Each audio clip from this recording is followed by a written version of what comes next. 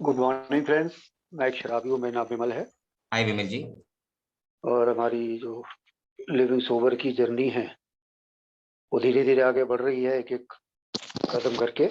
पिछली बार हमने पढ़ा था कि 24 घंटे के प्लान को कैसे इस्तेमाल करना है,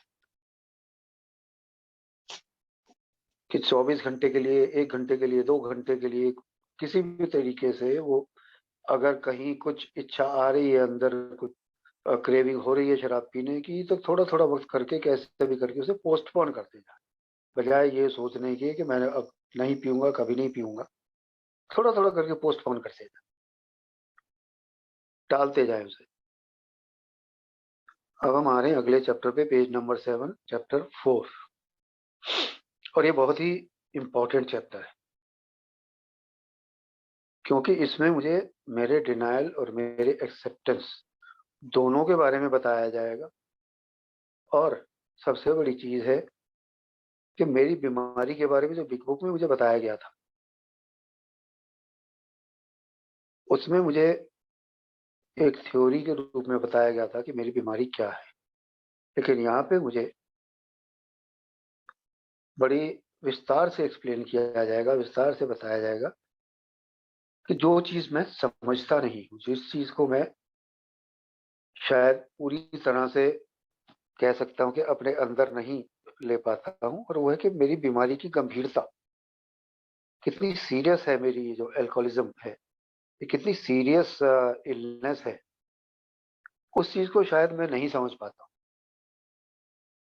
तो इस चैप्टर में मुझे वो समझने को मिलेगा, जैसे कि इसका टाइटल ही बता रहा है, remembering that alcoholism is an incurable progressive fatal disease.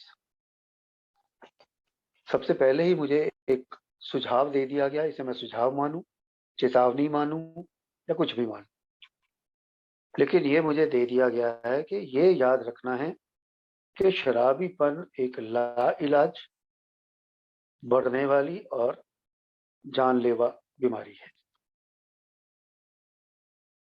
ला इलाज है, कोई इलाज नहीं है, प्रोग्रेसिव है, बढ़ने वाली है और जानलेवा बीमारी है। ये हमें कमरे में आते ही बता दिया जाता है।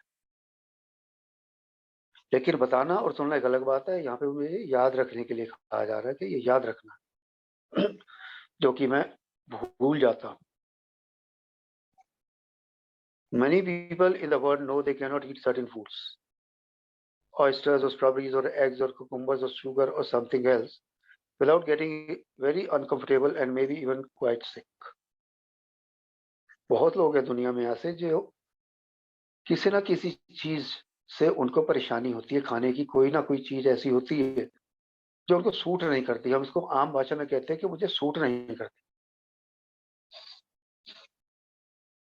अब इन्होंने तो अपने तरीके से एग्जाम्पल दिए हैं, ऑयस्टर, स्ट्रॉबेरी, अंडे, खीरे, कुछ भी हो सकता है, चीनी, कुछ भी हो सकता है।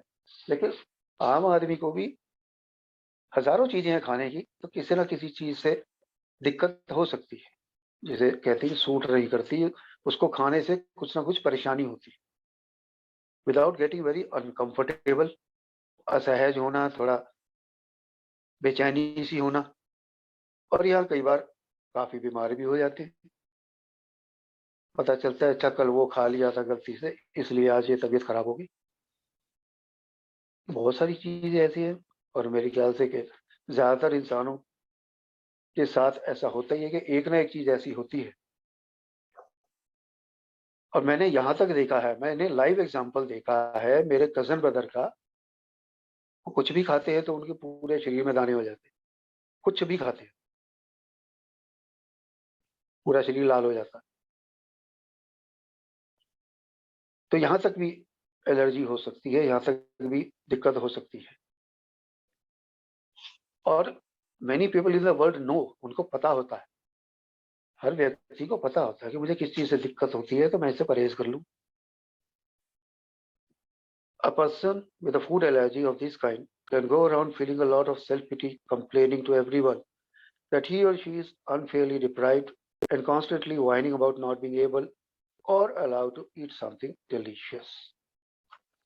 अब मुझे कोई चीज पसंद है, बहुत पसंद है, मान लो मुझे हलवा ही बहुत पसंद है और मुझे शुगर है, मैं हलवा नहीं खा सकता, या कोई भी मिठाई मुझे पसंद है और वो नहीं खा सकता क्योंकि मुझे शुगर है।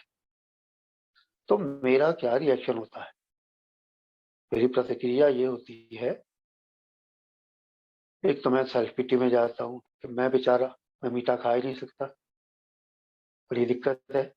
सामने खाते हुए देखता हूँ लोगों को, घर में शादी ब्याह में जाता हूँ, फंक्शनों में जाता हूँ, रेस्टोरेंट में जाता हूँ, देख रहा हूँ लोग मजे ले रहे हैं, मिठाइयाँ खा रहे हैं, आइसक्रीम खा रहे हैं, जो उनको अच्छा लगता है वो खा रहे हैं। तो मैं सेल्फ पिटी में घूमता रहता हूँ कि मैं बेचारा नहीं खा सकता, सारी दुनिया खा रही है। हर एक से मैं ये कंप्लेंट करता रहता हूँ, ये शिकायत करता रहता हूँ कि देखो यार, ये भी कोई जिंदगी है,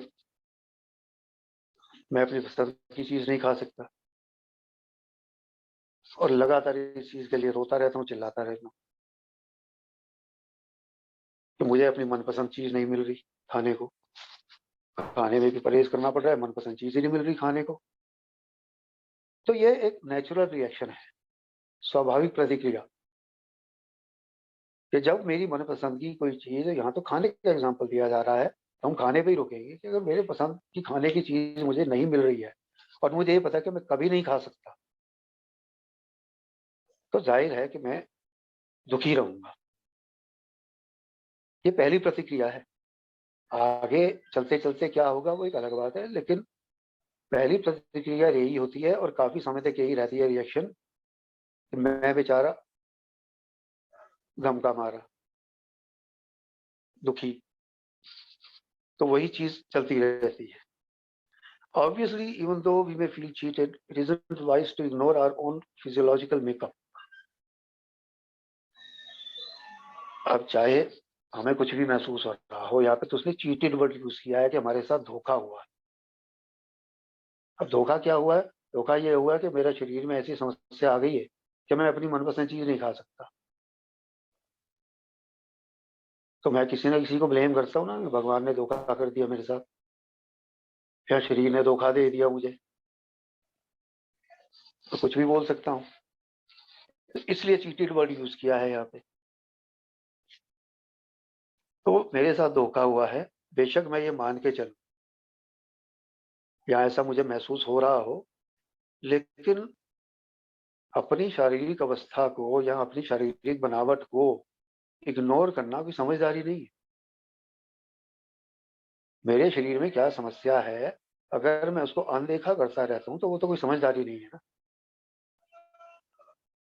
और ये तो एक खाने की बात कर रहे हैं, अदरवाइज भी मुझे कोई तकलीफ होती है शरीर में और मैं उसे अनदेखा करता रहता हूँ, कहीं दर्द हो रहा है, कहीं कुछ हो रहा है, मैं उसको अनदेखा करता रहता हूँ और उसको चलने देता हूँ, तो वो तो समझदारी नहीं है, तो बेवकूफ़ी है। If our limitations are ignored, severe discomfort or illness may result. To stay healthy and reasonably happy, we must learn to live with the bodies we have. मोटी सी बात है कि अगर मैं अपनी सीमाओं को अनदेखा कर देता हूं, और मेरी सीमा क्या है कि मैं ये पर्टिकुलर चीज नहीं खा सकता, इस पर्टिकुलर चीज का मैं इस्तेमाल नहीं कर सकता, तो अगर मैं उसको अनदेखा करता हूँ, यानी कि मैं बद परहेजी करता हूँ, कि मुझे पता है कि इस चीज से मुझे दिक्कत होगी लेकिन मैं फिर भी वो लेता हूँ, तो उसका नतीजा क्या होना है? उसका नतीजा होगा सीवियर डिस्कम्फर्ट और इलनेस। या तो मुझे बहुत ज्यादा परेशानी होगी, बेचैनी होगी, और या फिर मैं बहुत गंभीर रूप से बीमार पड़ सकता हूँ। To stay healthy and reasonably happy, we must learn to live with the bodies we have. तो इसलिए हेल्दी रहने के लिए, स्वस्थ रहने के लिए और खुश रहने के लिए, रीजनेबली हैप्पी, तो ठीक ठाक खुश रहो,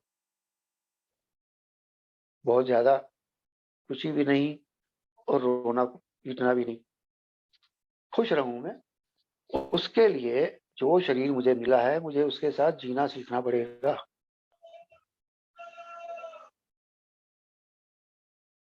अब यहाँ पे ये अगर हम इसको देखें, आगे वो आएगा उसी पे ही, ये सारी चीजें जो हैं ये मुझे क्या समझा रही,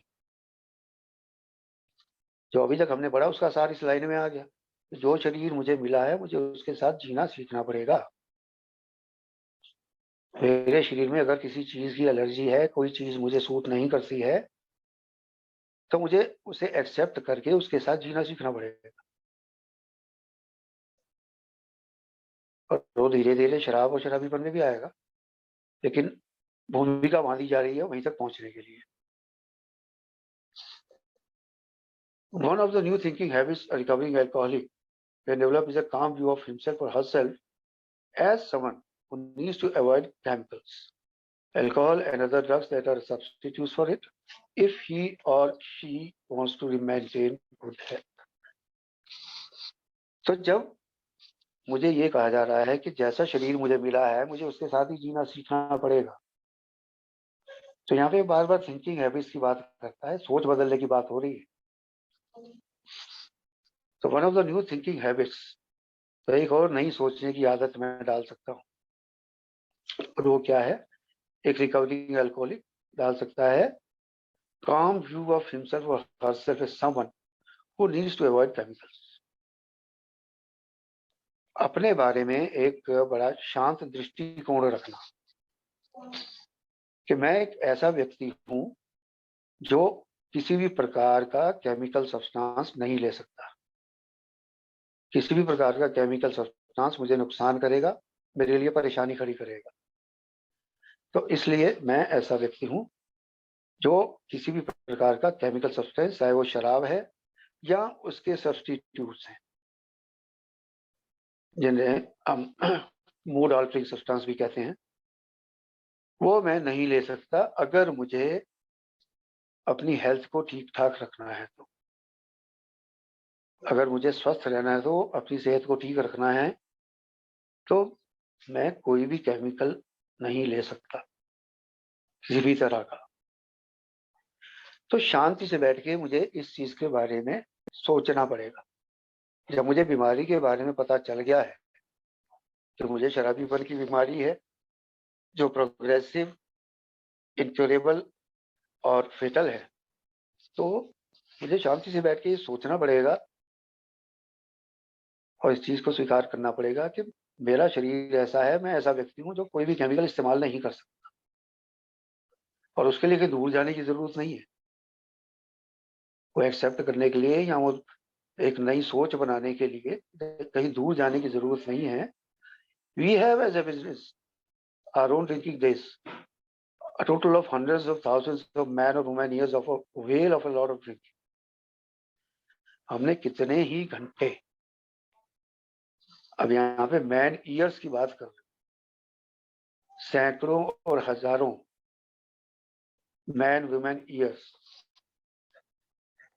एक बात होती है मैन आवर्स की, कि जितने घंटे आदमी काम करता है उसको मैन आवर बोला जाता है, और यहाँ पे मैन ईयर्स की बात हो रही है कि कितने मैन ईयर्स हमने बर्बाद किए हैं पी के,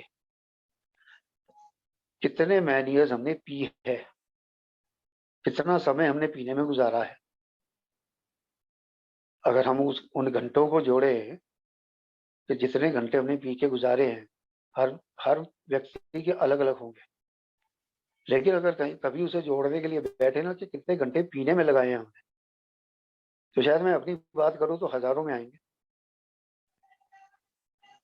कई हजार में आएंगे। तो भी 24-24 घंटे लगातार पिए हैं, तो वो घंटे जोड़े तो कितने ही घंटे आएंगे, तो हमने कितने घंटे लगाए हैं।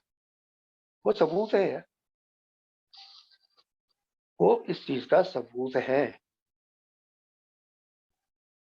कि मेरे लिए केमिकल, वो केमिकल मुझे कहाँ लेके गए, कहाँ पहुंचाया मुझे। तो मुझे दूर जाने की जरूरत नहीं है। अगर मुझे अपनी सेहत ठीक रखनी है तो मुझे ये चीज माननी पड़ेगी, ये सोच अपने अंदर डालनी पड़ेगी कि मैं किसी भी प्रकार का केमिकल इस्तेमाल नहीं कर सकता। We know that as the drinking years went by, our problems related to drinking continually worsened. Alcoholism is progressive.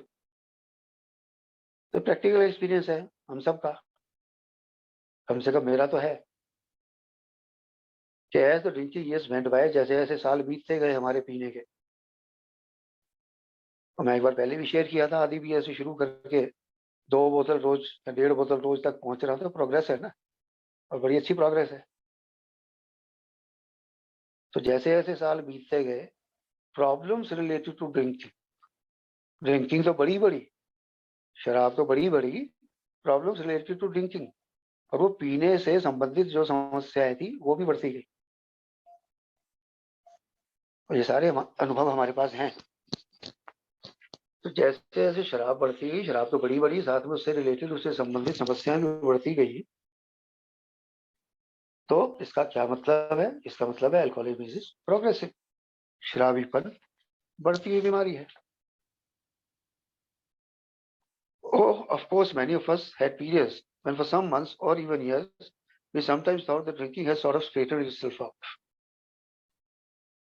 अब ऐसे वक्त भी आए हैं बीच में, छोड़ दी, कुछ टाइम के लिए छोड़ दी, कुछ टाइम के लिए कम कर दी, तो ये सोच होती थी कि हाँ अब ठीक है, अब पीना आ रहा है, drinking seems to have settled out, कि अब बात बन रही है, अब मामला सुलझ रहा है धीरे धीरे, पीनी आ रही है, या अब मैं बिना शराब के रह सकता हूँ, ऐसा भी टाइम आता था। We seemed able to maintain a pretty heavy alcohol intake fairly safely. ऐसा भी हुआ, कईयों के साथ ऐसा भी हुआ या होता है कि कुछ टाइम तक अच्छी खासी पी के भी झेल लेते हैं, pretty safely, सुरक्षित ढंग से, मतलब कोई हादसा नहीं होता, कोई समस्या नहीं होती, और जितनी चाहे पी लेते हैं, टाइम निकल रहा है, ठीक है, अच्छा टाइम है, और you stay sober except for occasional drunk nights. The drinking was not getting noticeably worse as far as we could see. तो यहाँ तो अच्छी खासी पी के भी ठीक ठाक चल रहा होता था मामला सारा, या वो टाइम पीरियड होता था कि जब कभी कभार पी ली और कोई दिक्कत नहीं होती थी, सोबर रहते थे, ओकेजनल ड्रंक नाइट्स, कभी कभार रात को पी ली या कभी भी पी ली, और वो देख रहे थे कि भाई हमें ये महसूस होता था कि भाई हम ज्यादा खराब नहीं हो रही बात, ज्यादा बढ़ नहीं रही, कंट्रोल में पी रहा हूँ, कोई दिक्कत नहीं हो रही है, as far as we could see, जहां तक हमें दिखता था। दूसरों को क्या दिखता था वो एक अलग चीज थी, क्योंकि जो दूसरों को दिखता था वो हमें नहीं दिखता था ना। दूसरों को हमारी चाल में लड़खड़ाहट दिखती थी, दूसरों को हमारे बात करने के ढंग में पता चलता था, वो हमें नहीं पता चलता था। तो इसलिए उसने लिखे as far as we could see, जहां तक हम देख सकते थे तो कोई समस्या गंभीर नहीं हो रही थी, कंट्रोल में थी, नथिंग हॉरिबल और ड्रामेटिक हैपन, कुछ भी भयानक या कुछ भी ड्रामा नहीं हुआ। जैसे ड्रामे होते थे पहले, नाटक होते थे घर में या सड़कों पे या कहीं भी, तो टाइम ऐसा निकला कुछ जब कोई भी ड्रामा नहीं हुआ, कुछ भी कोई भयानक चीज नहीं हुई, कोई एक्सीडेंट, कोई लड़ाई झगड़ा, कोई कुछ ऐसी कोई बात नहीं हुई, तो ऐसा टाइम भी निकला। However, we can now see that in the long or short haul, our drinking problem inevitably got more serious. लेकिन अब अगर हम पीछे मुड़ के देखते हैं अपने एक्सपीरियंस को, अपने ड्रिंकिंग हिस्ट्री को, तो हमें क्लियर पता चल जाता है कि हमारी जो ड्रिंकिंग प्रॉब्लम थी वो आखिरकार में ज्यादा गंभीर हो ही जाती थी। अंत में जाके अब वो कुछ टाइम के लिए हम अपने आप को समझा लेते थे कि कोई दिक्कत नहीं है, कंट्रोल में है, सब बढ़िया है, लेकिन एंड रिजल्ट वही होता था कि हमारी ड्रिंकिंग प्रॉब्लम सीरियस हो ही जाती थी। Some physicians expert on alcoholism tell us there is no doubt that alcoholism steadily grows worse as one grows older. Know anyone who isn't growing older? कुछ doctor कहते हैं, जो शराबीपन के एक्सपर्ट हैं, वो कहते हैं कि इसमें कोई शक नहीं है कि जैसे जैसे, अब यहाँ पे ओल्डर लिखा हुआ है, अब यहाँ पे ओल्डर बूढ़े के लिए नहीं लिखा हुआ, कि जैसे जैसे इंसान बुढ़ा होता जाता है तो शराबीपन और खराब होता जाता है। यहाँ लिखा है जैसे जैसे उम्र बढ़ती है। ओल्ड का मतलब है ग्रोज ओल्डर, जैसे जैसे उम्र बढ़ती है वैसे वैसे एल्कोहलिज्म और ज्यादा खराब होता जाता है, शराबीपन और ज्यादा खराब होता जाता है। इसलिए उसने ब्रैकेट में लिखा है no anyone who isn't growing older. क्या किसी ऐसे व्यक्ति को जानते हैं जिसकी उम्र नहीं बढ़ रही? तो उम्र सबकी बढ़ रही है। तो इसलिए इरिस्पेक्टिव ऑफ एज, किसी भी उम्र में मैंने पीनी शुरू की, किसी भी उम्र तक मैं पहुंचा हूं, उम्र मेरी बढ़ रही है और जैसे जैसे मेरी उम्र बढ़ेगी शराबीपन और गंभीर होता जाएगा और खराब होता जाएगा, वर्ष होता जाएगा। We are also convinced, after the countless attempts we made to prove otherwise, that alcoholism is incurable, just like some other illnesses.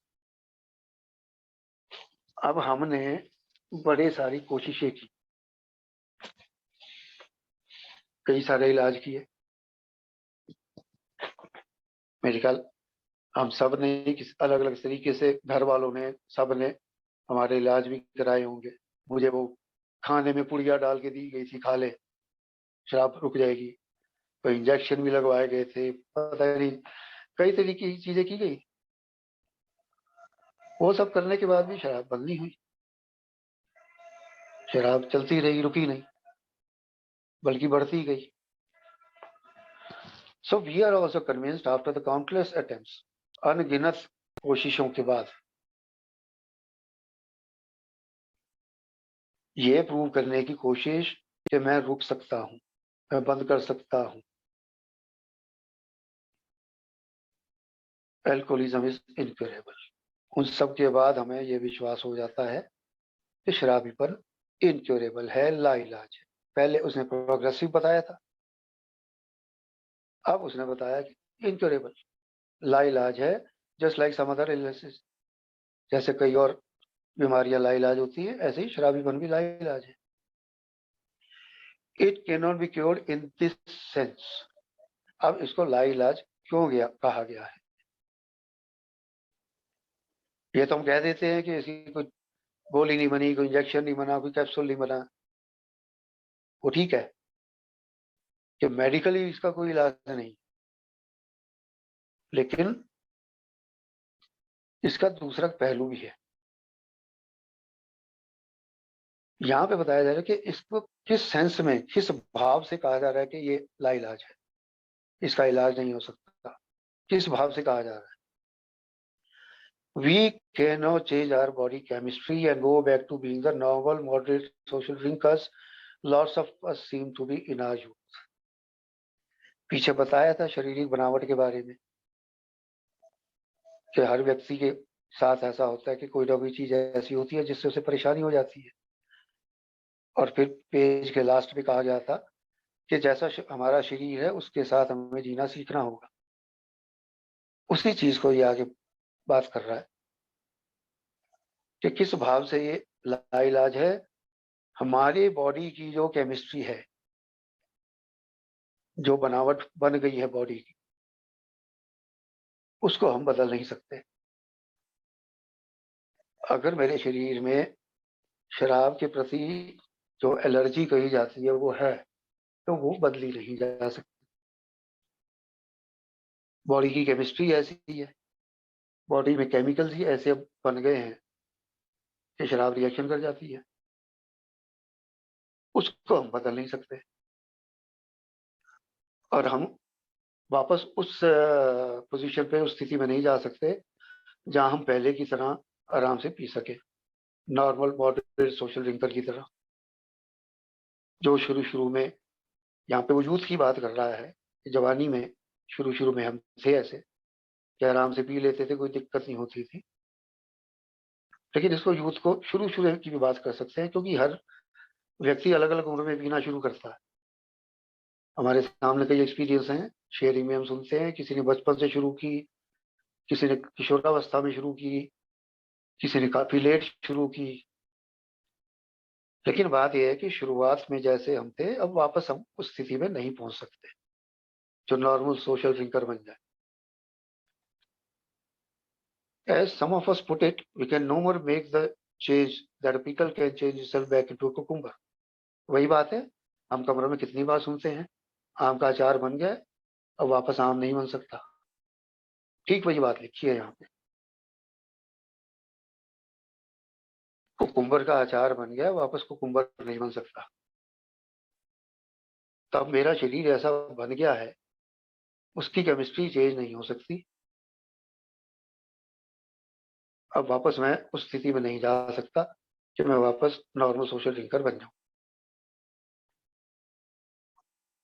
No medication और psychological treatment any of us ever had cured our alcoholism.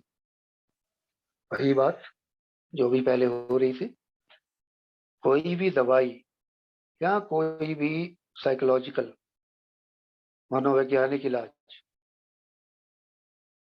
किसी ने भी हमारे शराबीपन को ठीक नहीं किया, ना कर पाया.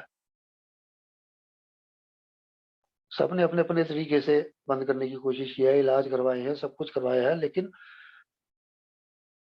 किसी से भी हमारा शराबीपन ठीक नहीं हो पाया. क्योर की बात हो रही है यहाँ पे. टेम्परेरी इलाज बहुत हो सकते हैं कि अस्थायी रूप से पीना बंद कर दिया, टेम्परेरीली बंद कर दिया, सोबर हो गए.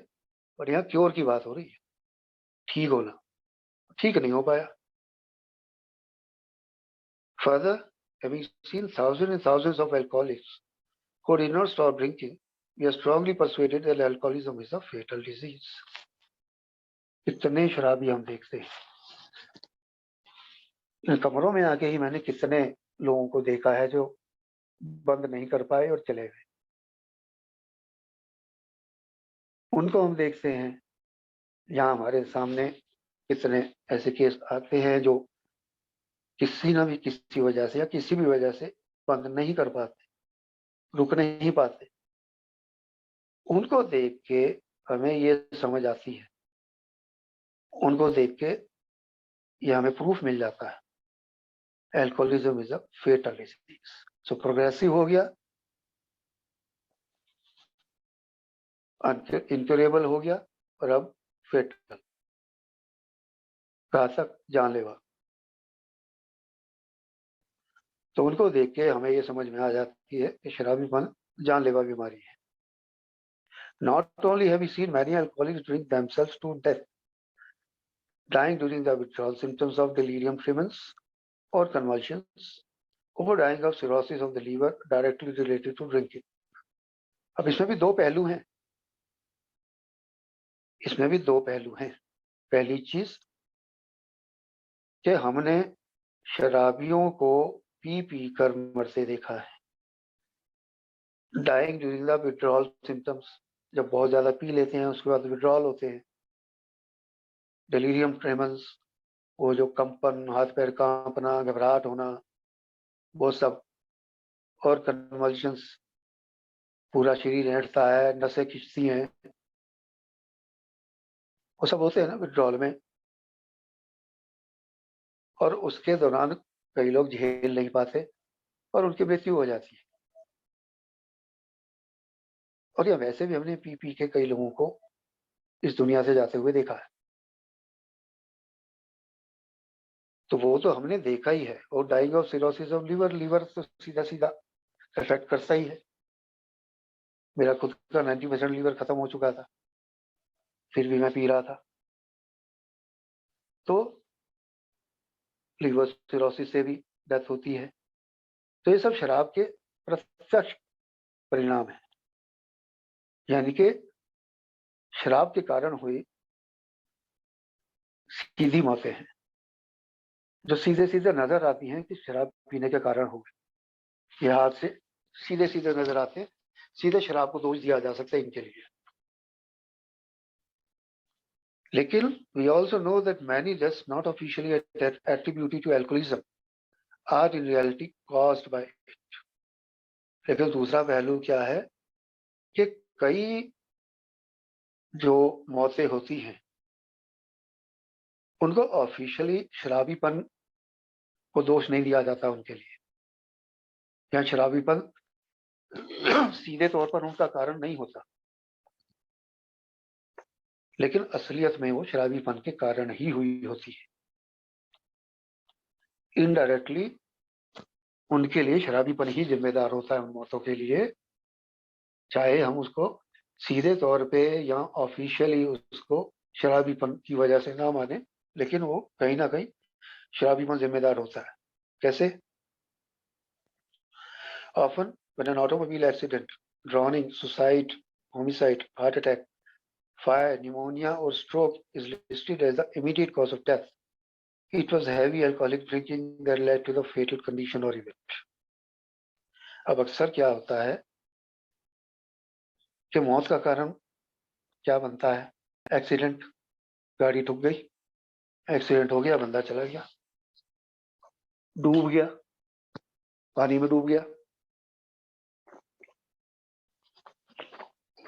चाहे तैरते हुए डूबा या कैसे डूबा, लेकिन पानी में डूब गया। आत्महत्या कर ली, होमिसाइड हो गई कि कई लोगों को एक साथ मार दिया, हार्ट अटैक आ गया, आग लग गई, निमोनिया हो गया या स्ट्रोक हो गया। ब्रेन स्ट्रोक भी हो सकता है, किसी भी तरह का घात हो सकता है। कि मौत का कारण तो ये बता दिया, किसी एक्सीडेंट में मारा गया, डूब के मर गया, आत्महत्या कर ली, हार्ट अटैक आ गया था, आग लग गई थी, निमोनिया हो गया था। मौत का कारण ये बताया गया था, लेकिन इसके पीछे क्या था? इसके पीछे थी हैवी अल्कोहलिक ड्रिंकिंग, बहुत ज्यादा मात्रा में शराब का पीना, जिसकी वजह से ये हादसे हुए, जिसकी वजह से एक्सीडेंट हुआ। बहुत ज्यादा शराब पीने से डूब गया, बहुत ज्यादा शराब पीने से हार्ट अटैक हो गया। तो असली कारण उसके पीछे था बहुत ज्यादा शराब पीना, heavy drinking. Certainly, most of us in A felt safely far away from such a fate when we were drinking. पीते समय तो हमें इस चीज का एहसास ही नहीं था ना कि ये सब हो सकता है। ये सोचा ही नहीं कभी कि ये सब हो सकता है।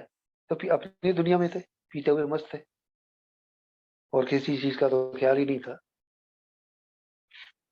तो felt safely far away from such a fate. हम तो अमरता का वरदान लेके आए थे ना, इसीलिए तो पी रहे थे। मैं तो इतनी पीने से भी नहीं मरूंगा, मेरे पास अमरता का वरदान है। तो ये एक्सीडेंट, डूबना, हार्ट अटैक, ये सब थोड़ी मुझे हो सकते हैं। इन सब से तो मैं बहुत दूर हूँ। तो पीते हुए तो कभी इस चीज के बारे में सोचा नहीं ना कि ये सब मेरे पीने की वजह से हो सकता है, इनमें से कुछ। अपनी दुनिया में मस्त है। And probably the majority of us never came near the horrible last stages of chronic alcoholism. तो हो सकता है हम लोग जितने यहाँ पे हम आज मीटिंग में मेंबर बैठे हुए हैं, अगर उनकी भी बात करें तो हो सकता है कि हम में से कई लोग उस भयानक शराबीपन के उस भयानक अंत तक ना पहुंचे, या ना देखा हो हमने, है ना। हम उस हद तक नहीं पहुंचे ना, तभी इस कमरे में बैठे हुए, इस मीटिंग में बैठे हुए हैं, उस हद तक नहीं पहुंचे। खुशकिस्मत थे। But we saw that we could if we just kept on drinking. तो ये एज एट वाली बात आ गई। लेकिन हमें दिख रहा है, अब दिखता है कि हमारे साथ भी वो हो सकता था अगर हम पीते रहते। आज दिखता है ना कि अगर पीते रहते तो हमारे साथ भी वो सब हो सकता था, जो अभी बातें पीछे बताई गई, वो सब हो सकता था हमारे साथ। If you get on a bus bound for a town 1,000 miles away, that's where you will wind up, unless you get off and move in another direction. मैं शराब पीता जा रहा हूँ और पीने के बाद मैं सोच रहा हूँ कि मुझे कोई फर्क नहीं पड़ेगा, मैं ठीक रहूंगा।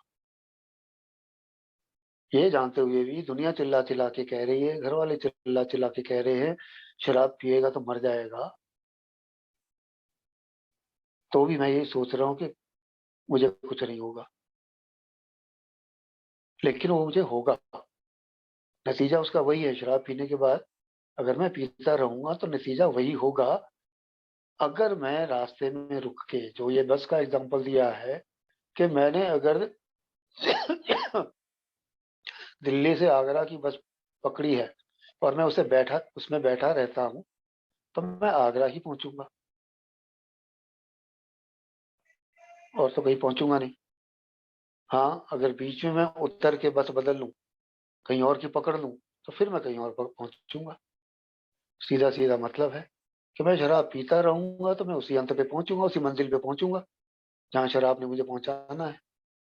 हाँ, अगर रास्ते में मैं वो बंद करके दूसरी डायरेक्शन में चला जाऊंगा, दूसरी दिशा में चला जाऊंगा, तो नतीजा कुछ और हो सकता है।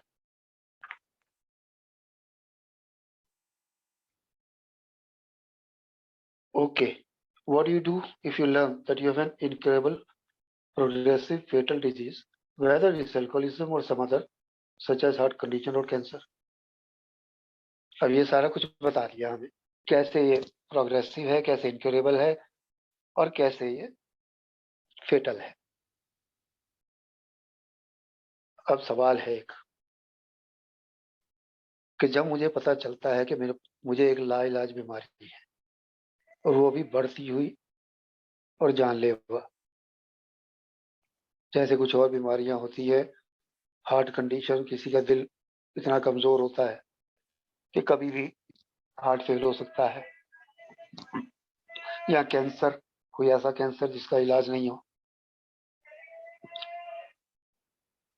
क्योंकि जब ये किताब लिखी गई थी तब शायद कैंसर का इतना प्रोग्रेसिव इलाज आया भी नहीं था जितना आज है, इसलिए कैंसर को भी इंक्लूड किया है इसमें। आजकल तो कैंसर भी हो जाता है ज्यादातर ठीक। कहने का मतलब कि ऐसी गंभीर लाइलाज बीमारी हो, जब मुझे पता चले कि वो और बढ़ेगी आगे, कम भी नहीं होगी, बढ़ेगी, तो मैं क्या करूं? अगर मैं अस्पताल जाता हूँ, डॉक्टर मुझे आके बताता है कि भाई साहब आपको ये बीमारी है और इसका कोई इलाज नहीं है,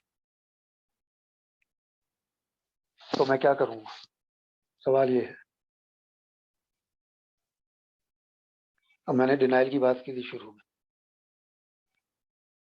many people just denied it is true, ignore the condition, accept no treatment for it, suffer and die. लोगों को विश्वास ही नहीं होता, मुझे बताएगा कोई डॉक्टर के तुझे ऐसी ऐसी बीमारी है जो लाइलाज है, पहले तो मैं मानूंगा ही नहीं, डिनाई करूंगा। मुझे कैसे हो सकती है ऐसी बीमारी? मुझे हो ही नहीं सकती। मेरा तो लाइफस्टाइल इतना अच्छा है, मैं तो ख्याल रखता हूँ अपना, वट। तो सबसे पहला रिएक्शन डिनाई, मुझे नहीं हो सकती ये बीमारी।